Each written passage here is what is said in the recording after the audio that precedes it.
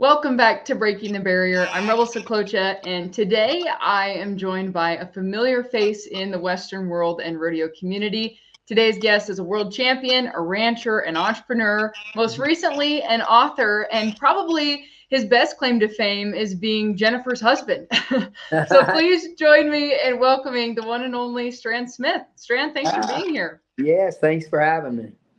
So you have been awfully busy firing on all cylinders, renovating a building, writing a book. Maybe the better question is, what have you not been up to? Well, I'll tell you this: I haven't been rodeoing, that's for sure. Other than that, we've been pretty busy.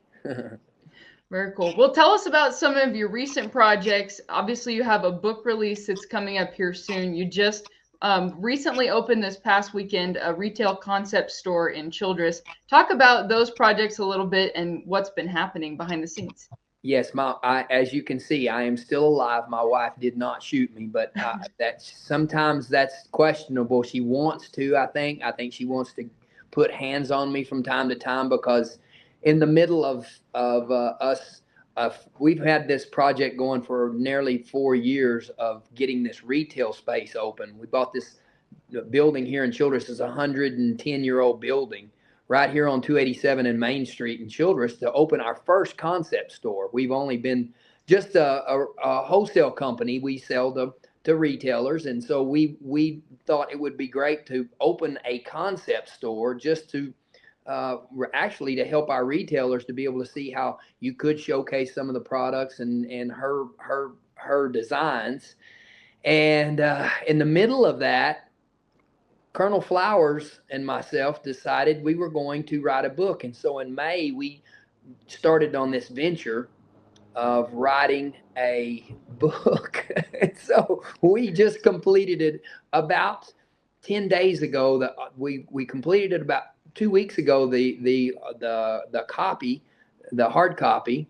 And then we did the audio version last week and completed that in 2 days. So in the middle of all of this chaos, we are launching a book. So it's been fun in the middle of everything else of keeping life going. I've got 3 kids, 2 that are in college that are participating in college sports. And then Sayla, of course, she participates in everything, it seems like. The world stops when she starts doing anything.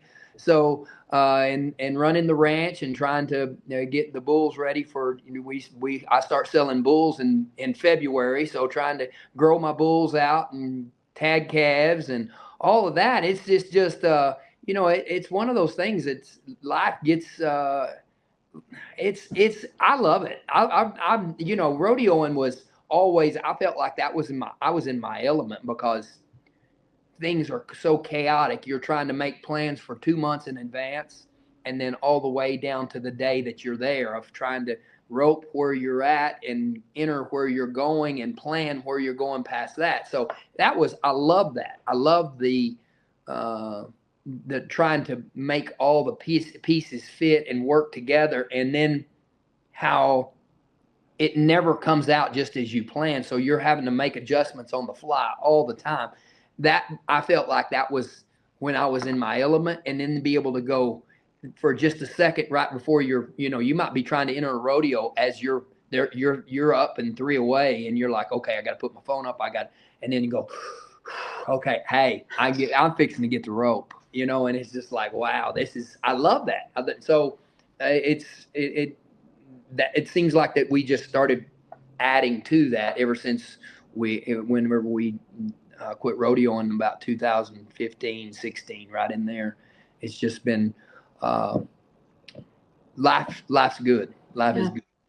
And blossomed into a lot of really cool opportunities. And from the outside looking in, it's really easy to look at all of these buckets and say, they're just lucky. That's, a lot of success there. But that's really not the case. When you peel back the layers, there's a lot of late nights, a lot of hard work, a lot of trials. Shed light on the process that it's taken to get to this point in your career and with your family. Yeah, At every stage, you think, the next stage will get easier and you'll get more sleep, and it's just the opposite usually. And I've always told the boys, Stone, the oldest, is at ACU. He's on the track team down there. He throws a shot and a disc and scouts playing baseball. He's a freshman at McMurray.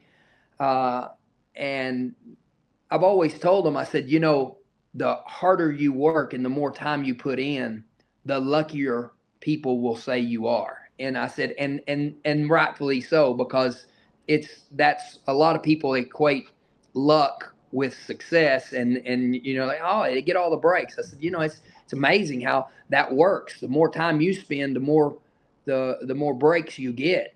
And which that's kind of a tongue in cheek for me, because I know that anything in life is time spent. It's the effort that you put into it. You get out of it what everybody wants what some people have, but if you are willing to do what they are willing to do to get that. So it's for me, I love the journey of it.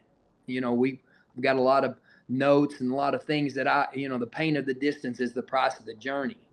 I say that all the time, and constantly trying to be content with where I'm at, but not satisfied to stay here. And that's I feel like with a few things in my career, with a stroke at 32, right before Stone was born, of being not the uncertainty of life, not just my career, but the uncertainty of life really meant me be able to step back and think, hey, I'm going to take this all in. I'm going to appreciate everything at every stage of my life. And if I'm going to really appreciate the people that God has put in my path and in my family.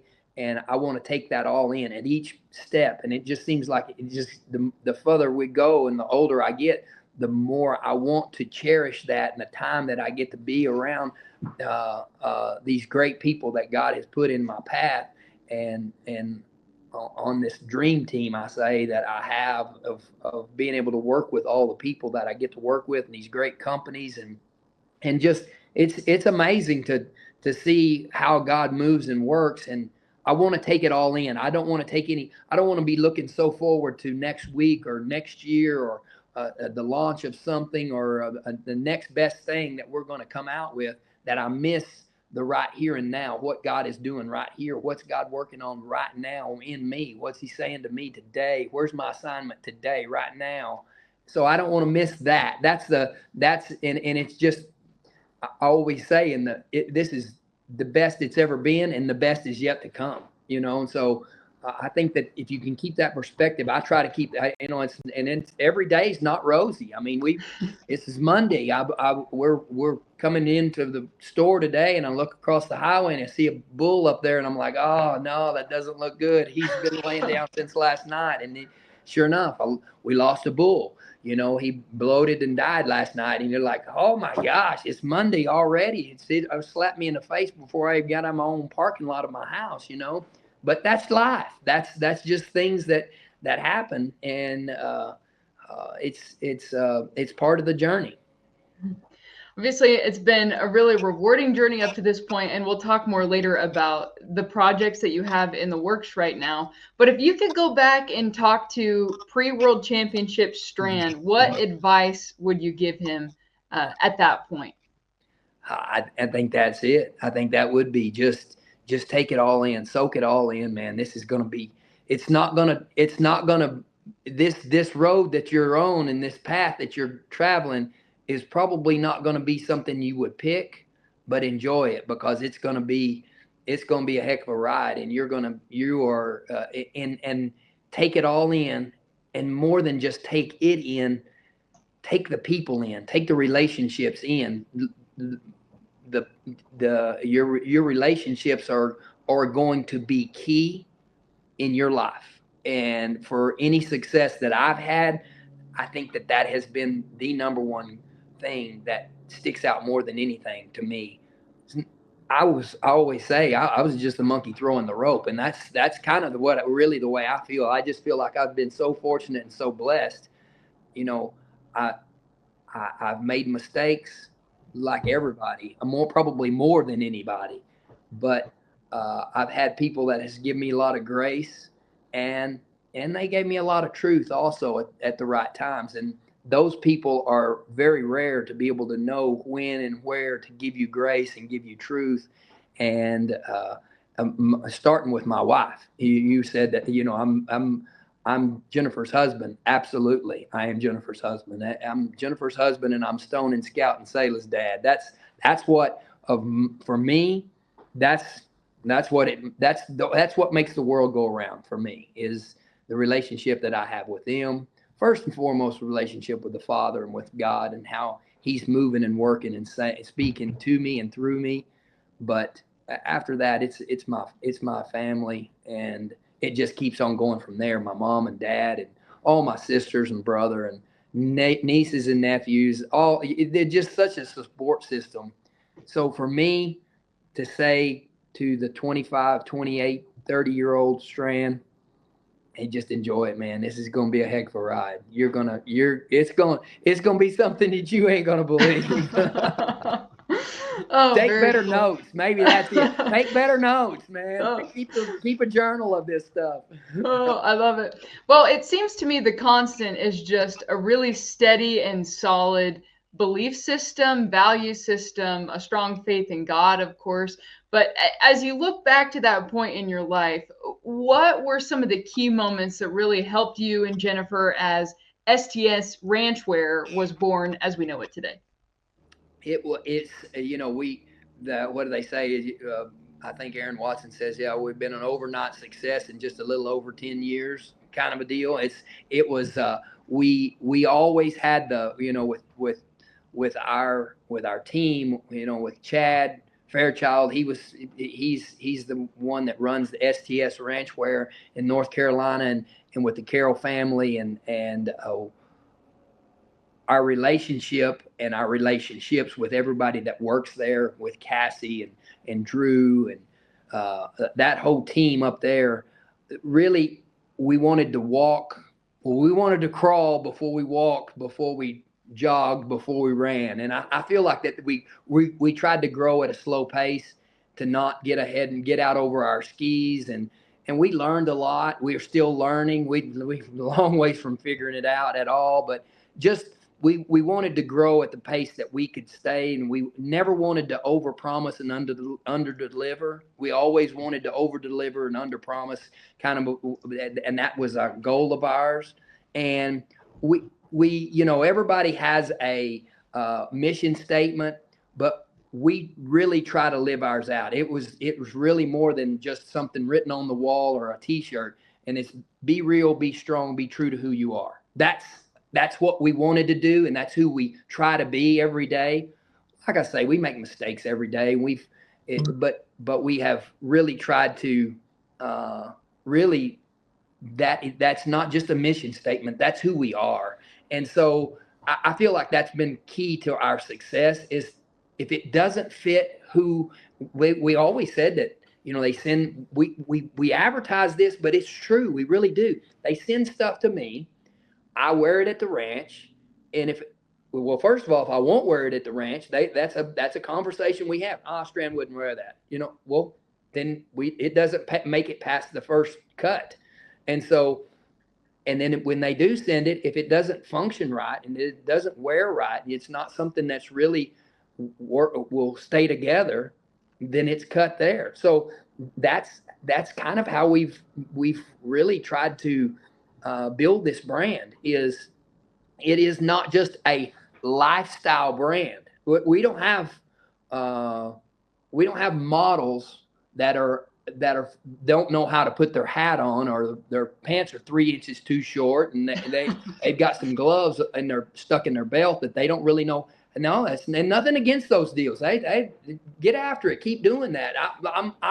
I love when people from outside of our industry want to come into our industry and want to be a cowboy. I love that. I'm not knocking on them that way, but I'm not pretending to be this way. I really, my saddle really is wore out because I ride it. It's really, I'm fixing to hit I'm fixing to strike a trot here in just a little bit, and I'm going to go look around a couple of section pasture. So that's real life for me. And the rodeo deal was, for me, was probably what we were better known for. But my roots started at the ranch. I didn't start roping until I was 16. I knew how to ride whenever I was 2 days old. So that's where my roots are and where my heritage came from. I'm fifth generation of people that were way more cowboy than me. And I just inherited that and was able to learn from some of the best. I never claimed to be the greatest cowboy that there was, but I've been in the same pastures a few of them, and that's not a quirky little saying. That's really the way I feel.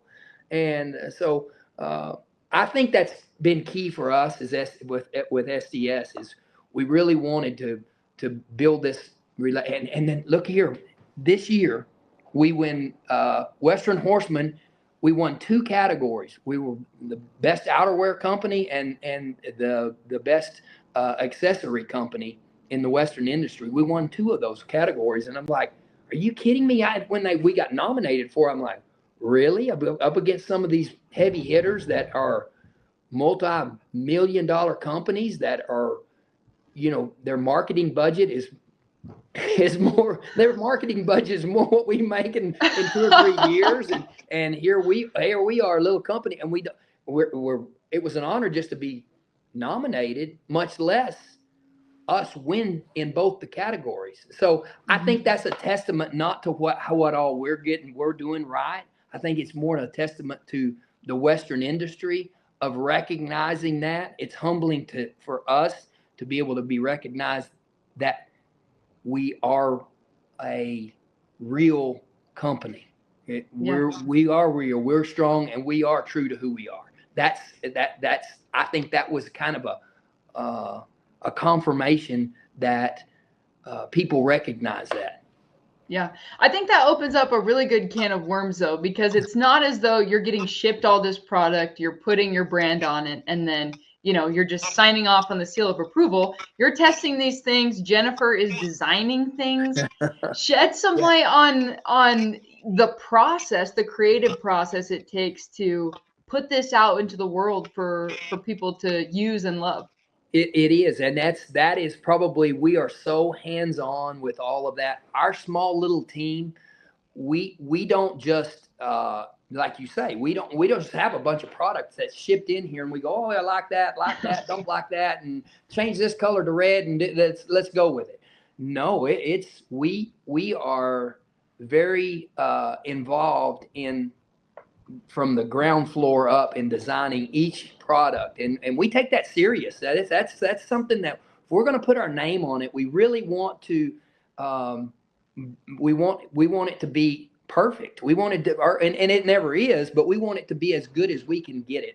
It's not, we're not satisfied with just status quo of it, oh, that's good enough. If it's not something that we will my mother was in the restaurant business. My family has been for my whole life growing up. And my mom's, one of her rules with the cooks was, you're making this for yourself. Every plate that you send out, you send it out like you're going to set it down for your mother or yourself or your son, for them to eat. And that's kind of the way, if in our products, is we want to make it to where it's something that we feel proud to put on and wear it ourselves. And as far as Jennifer goes with the handbags, she's taken it to a whole nother level. She brings it. I mean, there's only so many different ways that you make a jacket, you make a sweatshirt, but in a handbag, Jennifer starts from nothing, and she literally draws them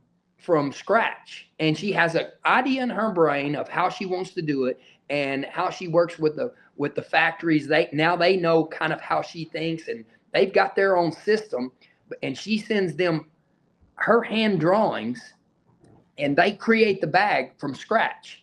It's not, we don't send them a bag and then them go, okay, we'll change this and we'll put this leather there and that's like, no, she has a drawing.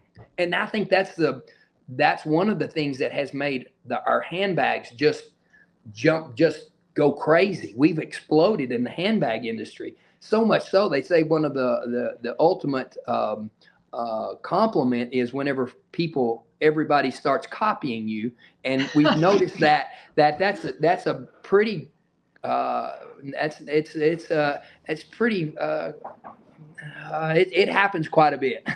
So and it's been one of those things is we've had to get past the fact of a lot of different industries and a lot of different companies knocking Jennifer off, but they're not drawing the bags and like you are. They're just sending it in and changing a few things, and so that's cool. I think that is the ultimate compliment whenever people start doing that. So, but everything is very detail oriented, and we're very particular with every detail. Yeah, most definitely. Well, I got to witness Jennifer in action a little bit last year ahead of a shoot, and I must admit she was examining a handbag and she made an adjustment that the strap needed to be 2 inches longer. Yes. And in the moment, I was like, does 2 inches really matter? And then once I got home, I'm, carrying around my own purses and I'm like, holy smokes, it actually makes a bigger difference than I initially thought. And so that's just one example of the attention to detail that goes into that. And I think that's really cool. All of her measurements and everything. She's got one of those, I don't even know what it is. It's a flexible tape measure that she has no less than 20 of them because she's got one with her at all times. She's constantly measuring, and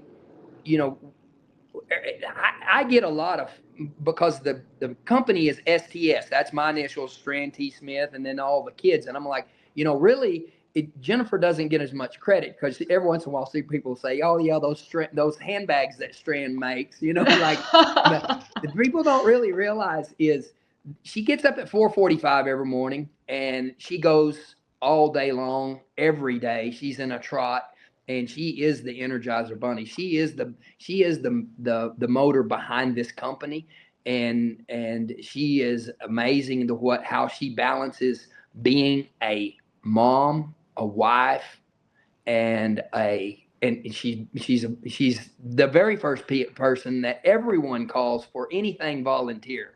If it's a job that doesn't pay anything, Jennifer is usually the one that's there before everybody gets there, and then she's there after everybody leaves. She's amazing how she balances everything and stays with such a positive attitude. And it's just she's an example for me, and she drives and pushes me constantly. Not because she's a slave driver, she just does it by example. And it's been I always thought that I went harder than anybody else, but really, if people knew, she does more than I do, and it's just amazing to watch her in action and how she balances all these things and has such a wonderful attitude in the middle of it, and then she has to deal with me. I probably have, I don't know, 3 or 4 different ideas a day that are like, she's like, oh my gosh, just let's it's 4 o'clock. We hadn't ate lunch yet. And then she's like, well, we really didn't eat breakfast. So, so it's fun though. I've been very fortunate to be able to, the greatest thing for us, and has always been since we started dating in '96, we've never been apart. And we do everything together. We rodeoed together. She did the TV for ESPN and all of the different networks while we were rodeoing. We traveled together. Then once we stopped doing rodeoing, then we started into this new venture, with STS, and then now the store, and she's involved in everything that I do. We don't travel apart. We go together in everything that we do. We try not to miss any ball game or concert or national anthem singing of any of our kids. We try to be at everything that they have and support them. And so she's not just my wife, she's my best friend, and she's my business partner. And so and she's my life coach. She's my biggest cheerleader. She's what makes this whole thing work for us. Most definitely. Well, I'm going to clip that question in particular and send it to Jennifer on your behalf as a little virtual love letter. That was awesome. Well, obviously you guys make a good team, but to me, the thread that's been tying this whole conversation together has been the focus that you've put on relationships. And a relationship that's come to fruition recently for you is your relationship with the Colonel, with your book release coming up. Talk about that relationship. How did it come to be, and how did you land on writing a book together? Well, the relationship that Colonel and I have developed over the last few years, over the last 10 years. I first met Colonel. My boys got invited to a leadership academy quarterback and receivers clinic that they put on in Abilene. Coach Wardis does a phenomenal job of having this. It's not really a camp, football camp. It's more of an academy. And once I went down there with the boys, with Stone first, and saw how they ran their camp and how the instructors, everybody had a very specific role, and how they're speaking life into these young men. And then I went into they took the parents aside, and Colonel took the parents aside, and we had a little sit down with all the parents, and more like just a life coach experience. And it was something that I had just implemented in my own camps. I would send the boys off with the instructors, with my nephews that I've completely, they know exactly all about the instruction of roping and that part of it. We would send the boys, and I would keep the parents with me, and we would have a parent conference and a sit down and just break it down about just life and raising teenage boys. And when I went and saw how they were doing the same thing that we were, Colonel and I just hit it off. And through the years of going, they would go down to this camp. It was a quarterly camp. So I would see him. I tried to make it to everyone that I could. And we got to spend time and just breaking it down between sessions. And one day, Colonel, he says, I said it. I remember it that he said to me first, one of these days we need to write a book. I'm like, because that was in my wildest dreams of writing a book. I'm like, I'm not a writer. So I'm going to say my side of the story is, he said to me, we need to write a book.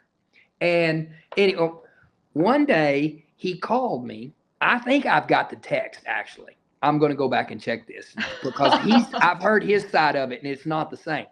He said, hey, I put it out. He does a radio show in Austin, been doing that for about 10 years down there. And he said, I said we were going to write a book. So now I've thrown the gauntlet down. We've got to write a book. Like, oh boy. Okay. So I told him, I said, okay, we're going to do this book. Hey, I'd love for you to come do my camp with me in Hamilton, and we'll do the parent conference, the parent sit down. And so he did.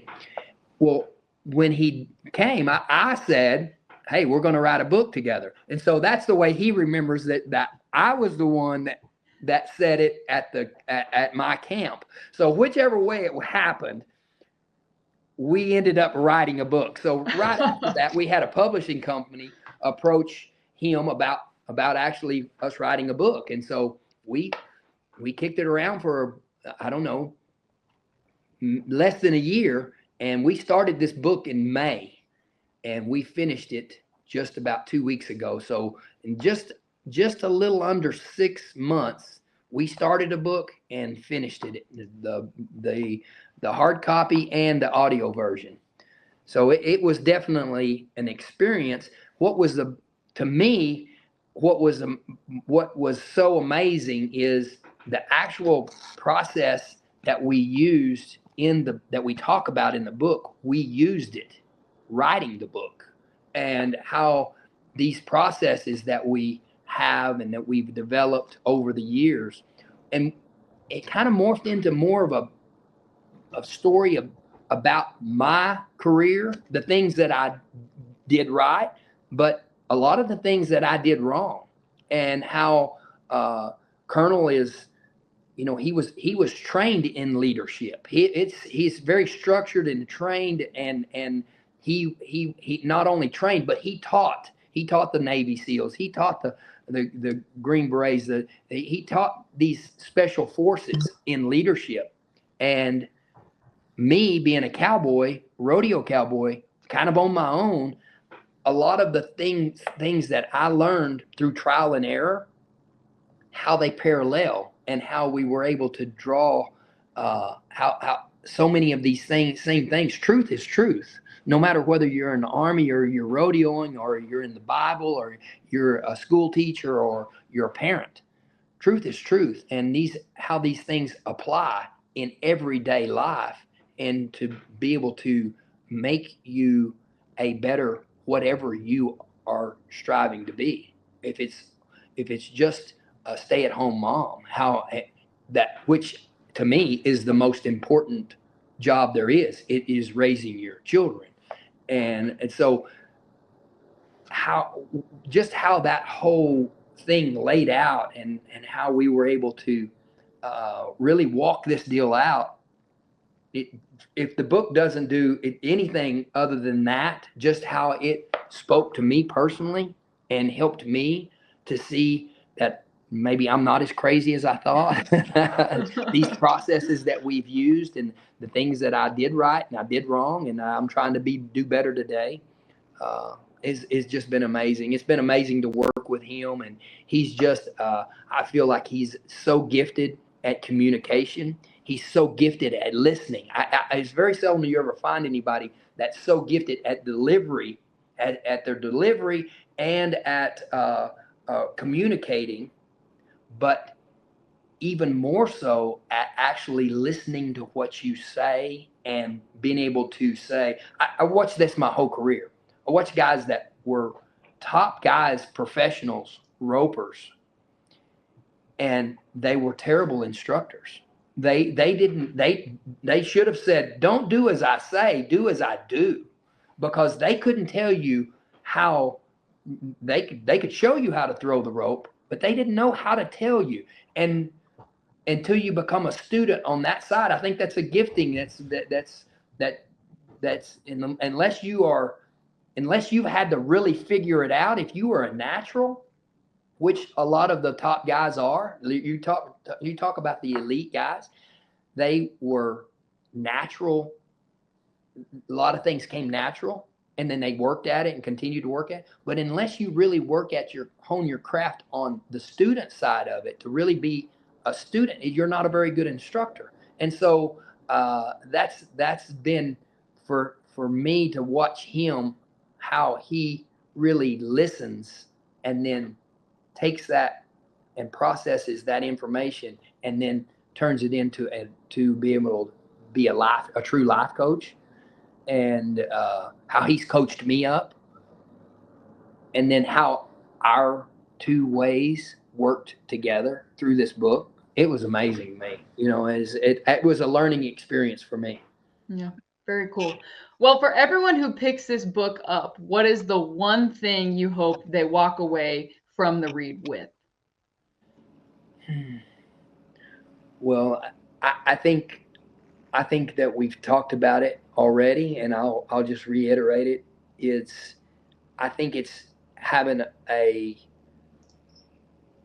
ears to hear, and I know that's biblical, and that's as much truth as that's the ultimate truth to me, is listening to what God is saying to you.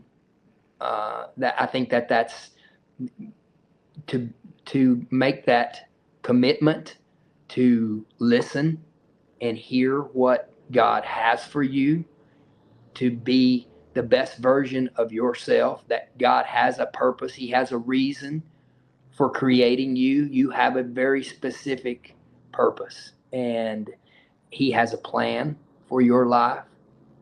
And I think that to me, the truth that's in this book will help you to be the best version that God created of you.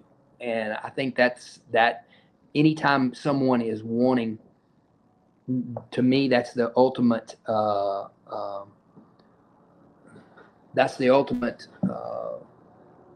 reason, or not reason necessarily, but the ultimate uh, thing that I think when we're really wanting to better ourselves, when you really ask God the question, what are you saying to me today, Lord? For me personally, the greatest honor of my life is that God would entrust me to represent Him. And so for that, it's the most humbling thing when I realize that, God, you would let me, as rotten and as dumb and as many faults as I have, you would allow me to represent you, not as an employee, not as a stepchild, not as a contact, but as a son. You would call me son and let me represent you. That's the greatest honor of my life, and I can't. I hope I never get past that. And for that, I want to. I truly want to be the best representation I can for Him. And I my mouth says and does, and my looks, a lot of times, many mistakes, but his grace for me is endless, and his belief in me is amazing. And that to me is what I want people to see in this book, that God has a plan, He has a purpose. I said it once, and it wasn't me that said it. It was I really it was a when Jennifer put the microphone in my face after I'd won the world, and we quote it twice in this book, is like, if you're still out there and your heart's still beating, it's proof positive God's not through with you yet. He's got a plan. He's got a purpose for your life. So uh, never give up on your dreams. You don't have to win a world championship to fulfill your purpose in life. So never give up. Never give up on your dreams. And that was really not my words. I feel like that was a word that really the Lord was speaking to me, through me, right at that minute. And I still believe it today. What I love about this conversation is you could so easily point to all the things you're doing and say, buy my book, buy my handbag, buy this cologne I just developed. But instead, everything is framed in a servant-hearted mindset, and also done with such purpose that it just seems natural. And it's evident that you exemplify that in all that you do. And I feel like there's so many wisdom nuggets in this episode so far that I don't know how someone could not be convinced to read the book in a few weeks. But if I am not speaking out of line, I believe the book launches on December 2nd, which is a week from today. What will the book launch look like, and how can people get their hands on it? So we're having and this is probably one of my holes, that I'm not the I'm not the techiest guy. You know that because you've been around me and you've seen how this team really kind of tries to, I do try to do social media stuff. I'm doing good just to get my phone to press record. So we are having a webinar on Monday, week from today, December the 2nd. And what this webinar consists of is, this will be the official launch of the book, the first opportunity for people to be able to buy the book. And what we encourage people to do is, from the webinar is from 6 at Central Time, 6 to 6:30. And so what we really want people to do, they're offering for those 30 minutes, they're offering a 99-cent version if you will download it on Kindle. Now, we'll also have the where you can order the hardback copy or your paperback copy, either one. But what really we're encouraging people to do is order your get on the webinar. It'll be an open forum. We'll take questions. We're going to have a little get together here at the Remnant, at the 1930 Remnant here in Childress at our store. We're going to stay open, and we're going to open up the warehouse and the event center at the warehouse, and invite friends, family, and community to come and be a part of this launch party. So what we encourage people to do is get on and order their Kindle version, or if you want a hard copy, order the hard copy, and there'll be instructions. Hopefully it will be simple enough that even somebody like me can get on there and do this. Like I say, I'm definitely not our IT guy around here. So we will have it. We'll have specific instructions. We're going to do. The team does a great job of doing all the social media information and letting everybody know exactly how to do what. So that's when the book will launch, is here on the 2nd. That the official first chance that we will unveil the book is we will do on Friday, I believe that's the 6th, December the 6th, on Flint's show outside the barrel, Flint Rasmussen's show there outside the barrel at the convention center. We will unveil the book there, and we are going to do a little book signing Friday, Saturday, Sunday, Monday, Tuesday, and then we're going to come home for 5 days in Vegas is about my limit nowadays. So we're going to be out there maybe 6 days and doing book signings out there. Colonel and I both will be there. And well, the reason we're going is because I have to get this in. The main reason we're going and doing all this out in Vegas, other than the national finals, but Selah, our baby girl, won the contest to be able to sing the national anthem in the 6th performance of the national finals. So we'll be out there. Yes, she did. She's my little songbird. She's who keeps me in a good mood. When Jennifer has had it with me, she's like, Selah, go talk to your daddy. And so well, perhaps I shouldn't say this on a podcast, but I may have came up with a few fraudulent email addresses to vote for her, but I suppose she already won. So I guess we can say that now. Yeah, maybe so. That's right. It's such rebel. It's such a testament for these last couple of things that we have done. Is just, I really feel like the support of people in our community of our people vote, man. I had no idea, this winning the Western Horseman Awards, 2024 Western Horseman Awards, and then Selah being voted in to be able to win that contest, to be able to sing the national anthem. It's a testament to the people in this industry, that how they support us. And so it's a very humbling thing to really see people believe in what you're doing and supporting it. And so that's it's a humbling thing for us, and we're very fortunate.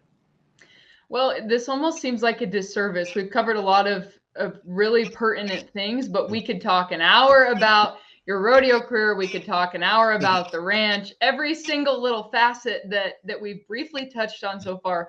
But before I let you go today, I do want you to tell people how they can smell their best in Vegas as well, and the fun journey you've had with your cologne brand and what that has looked like.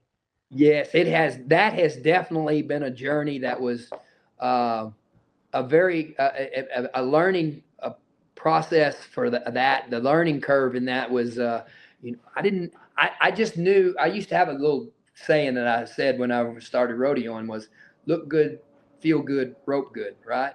And then I changed the feel good for smell good, because after about 15 years of rodeoing professionally, I knew that wasn't going to happen. The feel good I wasn't going to feel good anymore. So I'm like, okay, I've always smelled good. I thought I always smelled good. I have had a, I don't know. I don't want to say it's a sickness, but I want to say I've always had a passion for fragrance. And that's not from the time I got old enough that I started making my own money. I spent my own money, not on cheap cologne. I never wanted, but I always wanted to smell good.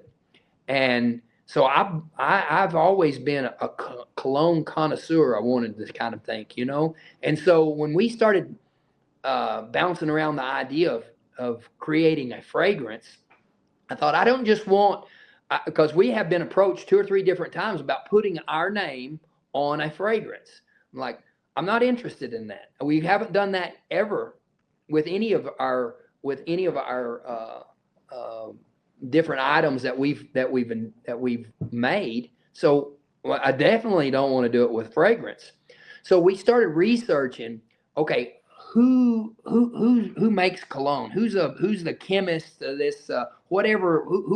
What are they even called? I didn't know if it's a chemist, if it's who develops these fragrance.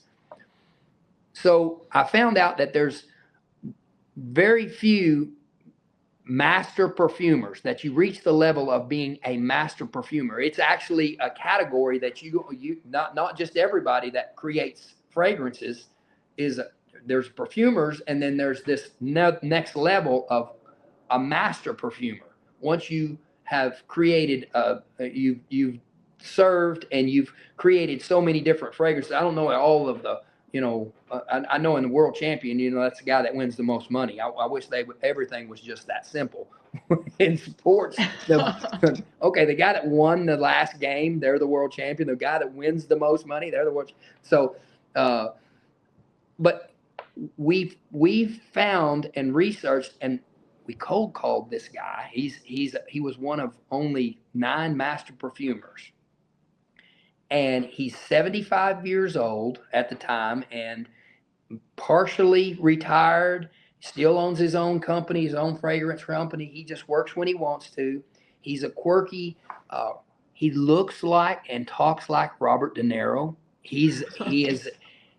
I cold called him and I said, would you be interested in creating a fragrance? Once he got to know, for whatever reason, he absolutely loved the idea of creating a fragrance for a cowboy that was a real cowboy.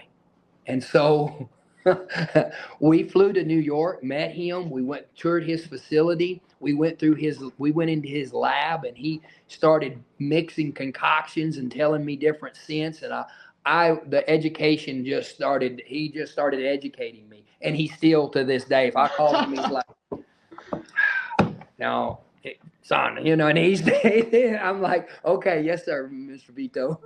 His name is Vito Lanochi. So if that's not like Italian fragrance master perfumer name, I don't know what it is. So anyway, he has been a mentor to me, and it's just been an amazing journey that we've been on. And it's, once again, the common denominator here is relationships.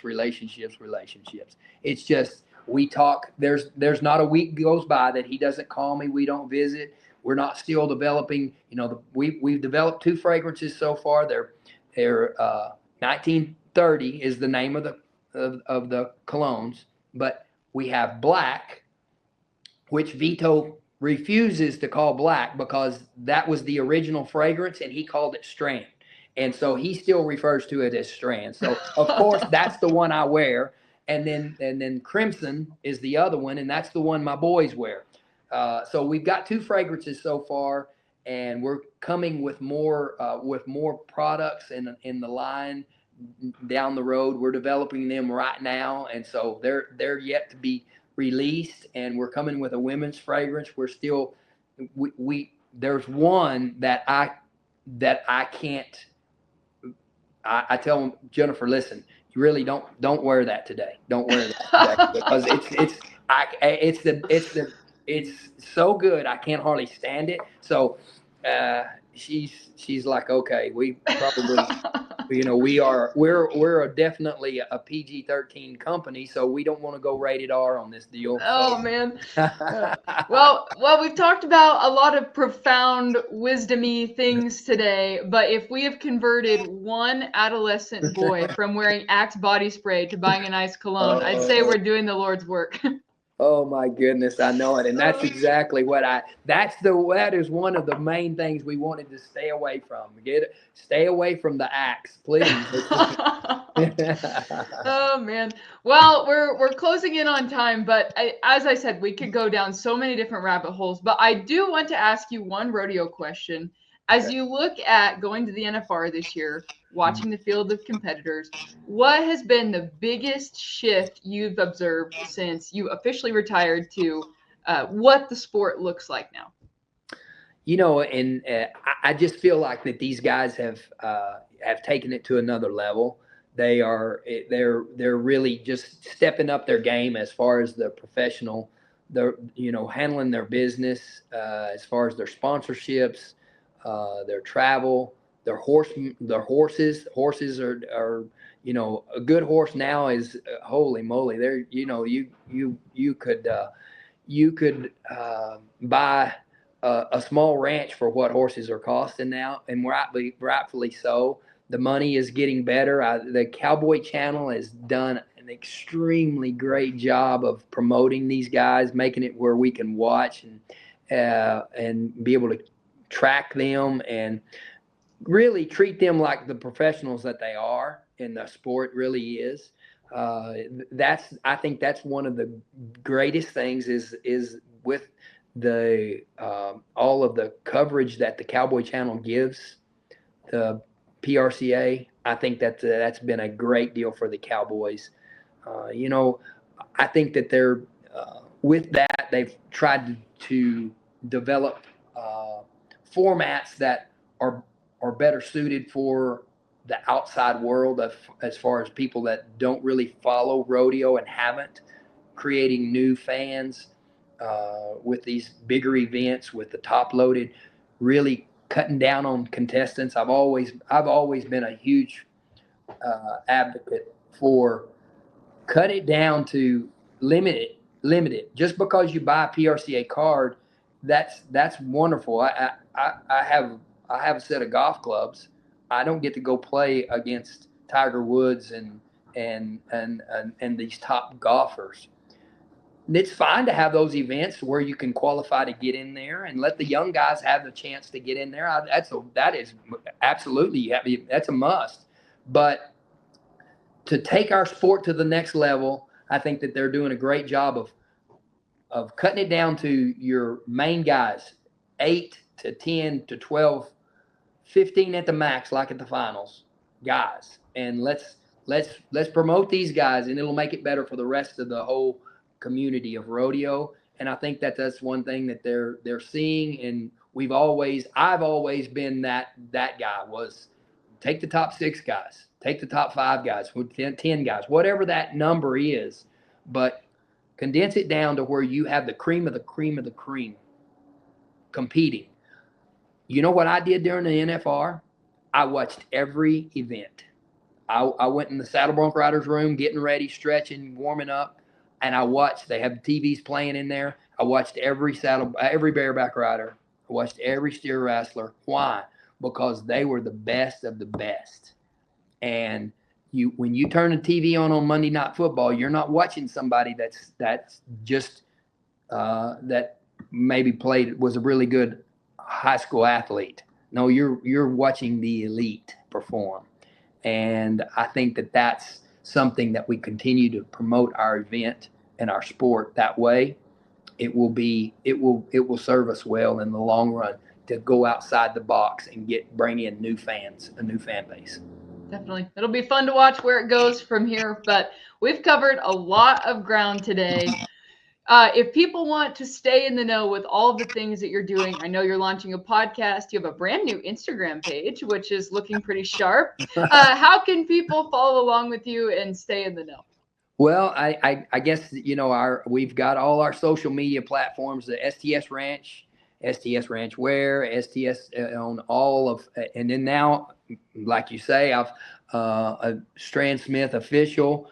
That's our Instagram, our Facebook. So we're trying to do a good job of, and I say it's not me. I don't know. I mess up all the time. I I started my own Snapchat just to be able to communicate with my sons. And I think that people really went from, I got in trouble for doing Snapchat because we only had, I only had 300 or 400, 500 followers on Snapchat. And I'm like, yeah, but sometimes I put things on there that might not be ready for the outside world might not be ready for.